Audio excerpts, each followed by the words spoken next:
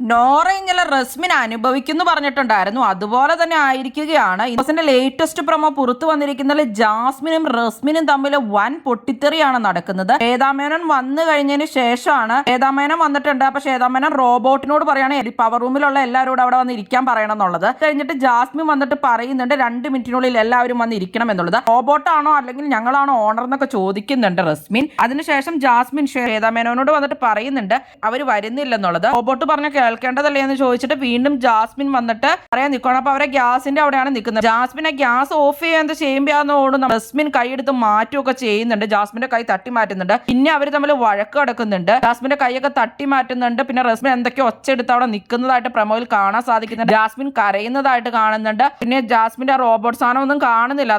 അതൊക്കെ എന്തിയെ പോലും എല്ലാവരും ഓടി കൂടുന്നുണ്ട്. അപ്പൊ ആകെ പ്രശ്നമായിരിക്കുകയാണ്. അല്ലെങ്കിൽ തന്നെ ഇപ്പൊ റസ്മിന് ജാസ്മിന് ഒരു താല്പര്യമില്ല. ഗബ്രിയുടെയും ജാസ്മിനെ ഇടയിലിരിക്കുന്ന ഒരു പരിപാടിയിൽ റസ്മിൻ ഉണ്ടായിരുന്നു. പക്ഷെ അത് കഴിഞ്ഞിട്ട് ഇപ്പൊ അവര് പ്രീ പ്ലാൻഡ് ആയിട്ട് ചെയ്തതാണെന്നൊക്കെയുള്ള രീതിയിൽ ജാസ്മിന് ഒട്ടും ഇഷ്ടമല്ലാണ്ടായിരിക്കാണ്.